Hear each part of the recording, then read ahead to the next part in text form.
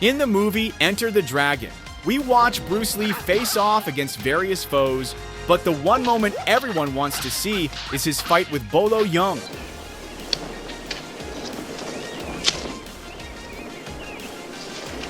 Unfortunately, that fight will never be seen in any movie.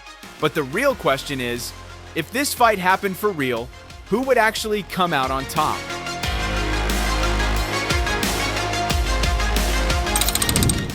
Let's start with Bolo Yeung. His real name is Yang She, and he's a symbol of raw physical power in the world of action films. Bolo's not just an actor, he's a bodybuilding champion, a multiple title holder in China, and a kung fu practitioner since his teenage years. His body is the result of decades of intense and disciplined training.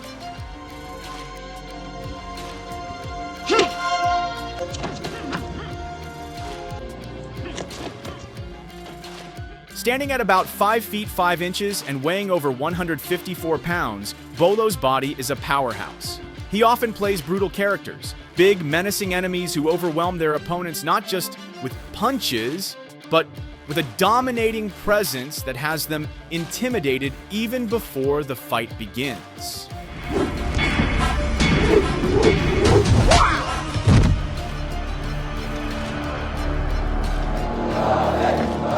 After Enter the Dragon, Bolo appeared in dozens of films, including Bloodsport with Jean-Claude Van Damme. But out of all his roles, the fight with Bruce Lee remains the biggest unanswered question. You are next.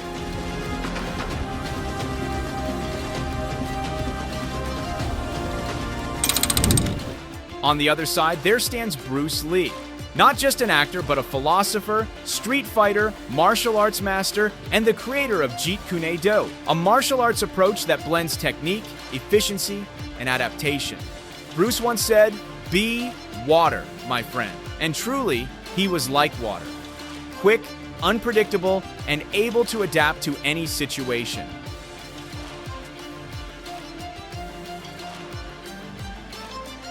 Bruce Lee stood 5 feet 6 inches tall and weighed around 141 pounds. Lighter and a little taller than Bolo, but don't let the size fool you. Bruce was a physical phenomenon. He could kick 6 times in 1 second. He could punch twice in a fraction of a second, with the first punch as a feint to bait his opponent into reacting, and the second punch being the deadly execution.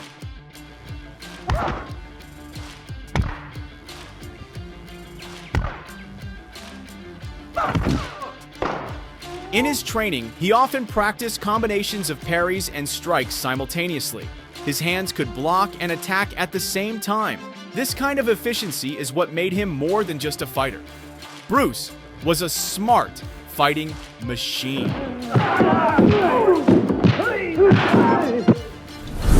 But let's break them down technically, starting with their fighting styles. Bolo is a classic kung fu practitioner with a low stance, immense strength, and a focus on physical domination. He thrives in close combat, where his power can be unleashed through punches, throws, and body locks. On the other hand, Bruce Lee is the complete opposite. He studied numerous martial arts systems, everything from Wing Chun, Western boxing, fencing, judo, to even wrestling. His Jeet Kune Do style emphasizes speed, flexibility, and using minimal energy for maximum effect.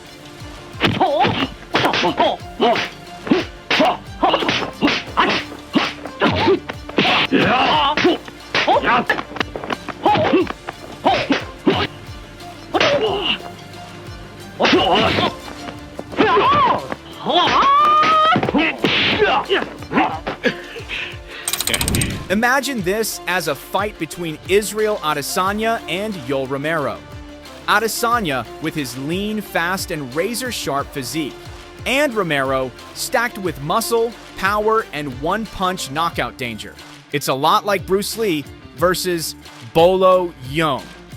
Going to throw 100 strikes by this point in the fight. Yeah, right. You know that you've seen. Now he's just trying to find you. This defies what Pete Stockton proving. That much is going on, but look at the damage Joel has taken. Yeah. But strength isn't the only key factor in a duel. Bruce Lee was famous for his intelligence in reading his opponent. He knew exactly when to move forward and when to pull back. He often trained in fight simulations, not just physically, but mentally. He was a master at analyzing attack angles, distance, and the rhythm of his opponent's movements.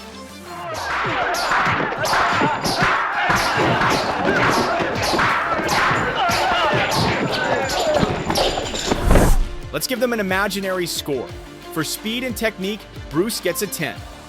Bolo, with his power and endurance, might score a 9. But when it comes to fight intelligence, reading patterns, and reacting spontaneously, Bruce takes a huge lead. However, that doesn't mean Bolo doesn't have a chance. If he can close the distance and force Bruce to fight under pressure, the tables could turn. This legendary fight could turn into a classic duel like Forrest Griffin versus Stephan Bonner, where power and endurance are key to surviving a long, grueling brawl. What a fight! Big right hand by Fox. Stephan's right. Dana White, UFC president, the vision that the Ultimate Fighting Championship.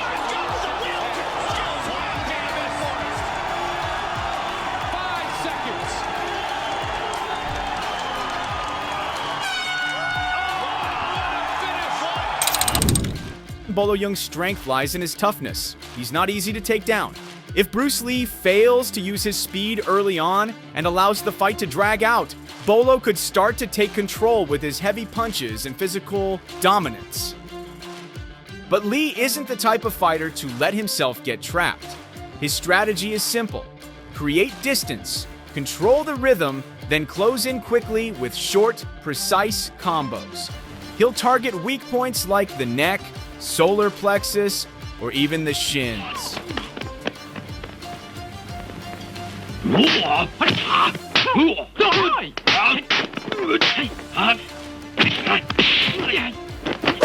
Bruce Lee even has signature techniques like a full-powered sidekick that can throw his opponent off balance, and explosive strikes aimed at the chin or stomach right when his opponent's guard drops.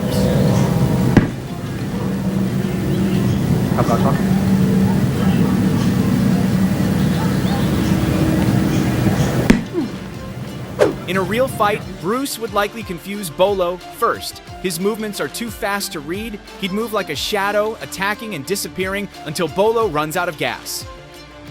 But again, this is all speculation. And in any fight, one tiny mistake can change everything. The conclusion: Bruce Lee has the edge in technique, speed, strategy, and adaptation. Bolo Yeung has power, physical pressure, and endurance. If this fight were to really happen, it would be a clash of two worlds: logic and power, strategy and pressure. So what do you think? Who would win if this fight actually went down? Bruce Lee, the true martial artist, or Bolo Yeung, the muscle-bound monster from the East?